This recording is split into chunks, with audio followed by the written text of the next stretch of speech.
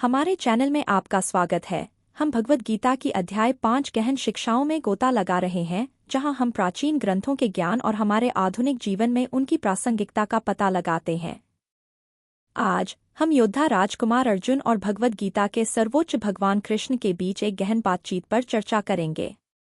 अर्जुन ने कहा, हे कृष्ण, आप आध्यात्मिक ज्ञान और निस्वार्थ सेवा के प्रदर्शन की भी प्रशंसा करते हैं। मुझे जरूर बताएं कि दोनों में से कौन बेहतर है। भगवान ने कहा, आत्मज्ञान का मार्ग और निस्वार्थ सेवा का मार्ग दोनों सर्वोच्च लक्ष्य तक ले जाते हैं, लेकिन दोनों में से निस्वार्थ सेवा आत्मज्ञान से श्रेष्ठ है। सच्चा सन्यासी उस व्यक्ति को मानना चाहिए जो न तो किसी को पसंद करता हो और न ही किसी को नापसंद करता हो। हे अर्जुन, मनुष्य विपरीत युग्मों से मुक्त होकर आसानी से कर्म बंधन से मुक्त हो जाता है। अज्ञानी बुद्धिमान नहीं, आत्मज्ञान या त्याग के मार्ग और निस्वार्थ सेवा कर्मयोग के मार्ग को एक दूसरे से अलग मानते हैं। जिस व्यक्ति ने वास्तव में एक में महारत हासिल कर ली है, उसे दोनों का लाभ मिलता है। एक सन्यासी जिस लक्ष्य तक पहुंचता है, एक कर्मयोगी भी उसी लक्ष्य तक पहुंचता है।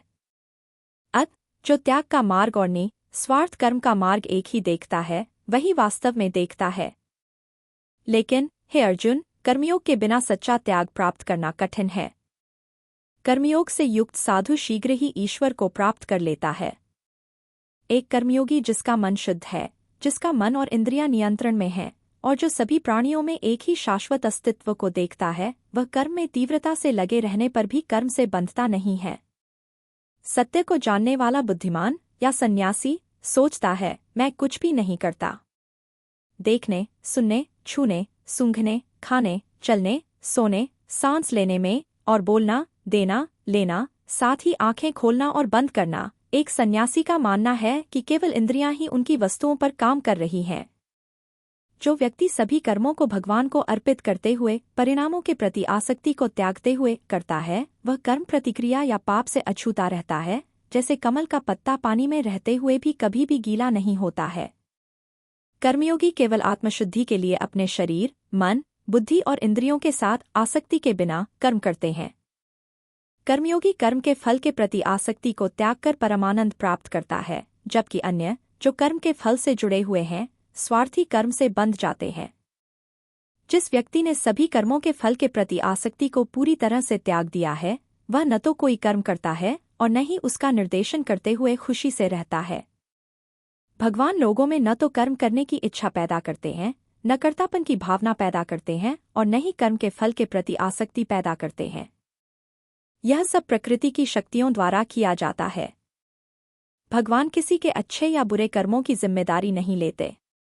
आत्मज्ञान अज्ञान के आवरण से ढक जाता है, जिससे लोग भ्रमित हो जाते हैं और बुरे कर्म करते हैं।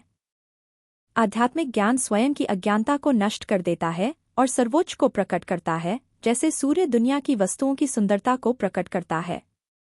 जिन व्यक्तियों का मन और बुद्धि पूरी तरह से स्रोत में विलीन हो गए हैं, जो स्रोत के प्रति दृढ़ता से समर्पित हैं, जिनका स्रोत ही उनका सर्वोच्च लक्ष्य और एकमात्र आश्रय है, और जिनकी अशुद्धियां स्रोत के ज्ञान से नष्ट हो जाती हैं, वे दोबारा जन्म नहीं लेते हैं।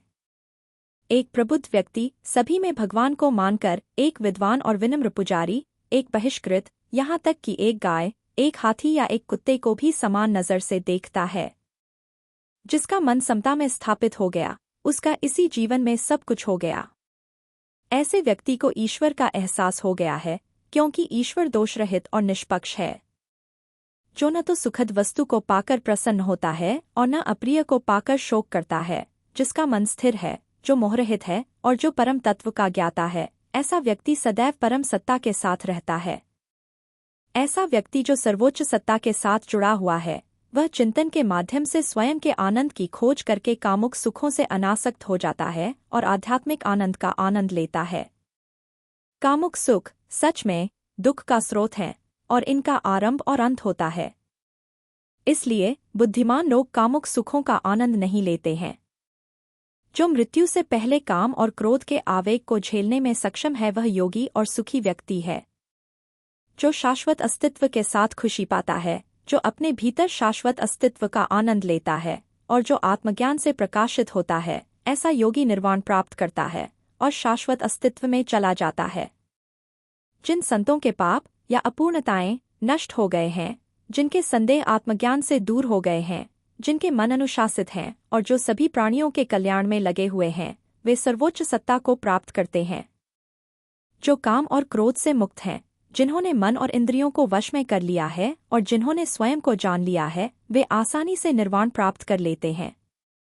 सभी भौतिक सुखों का त्याग करके, आंखों और मन को भौहों के बीच केंद्रित करके, योग तकनीकों का उपयोग करके नासिका के माध्यम से चलने वाली सांस को बराबर करके, इंद्रियों, मन और बुद्धि को नियंत्रण में रखकर मोक्ष को प्रमुख मानकर ऋषि को मुक्ति मिलती है।